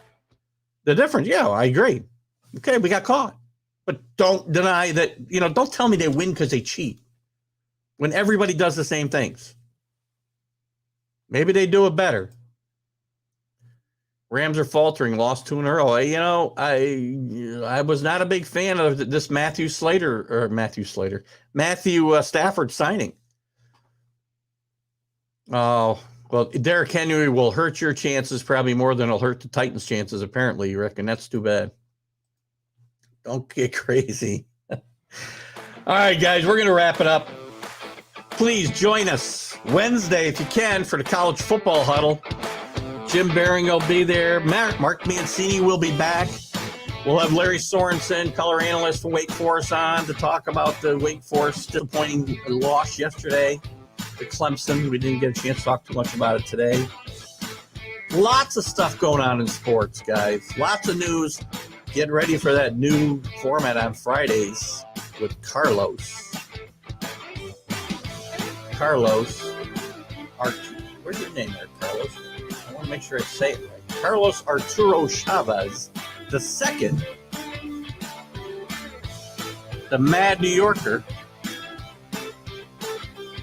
facing off against TGI Sports Talk host Keith Engel. I don't have a fancy nickname. Guys, I'll see you later. Have a great NFL day. Keith Engel, TGI Sports Talk, right here on the Northeast Streaming Sports Network. See you later. Have a great day.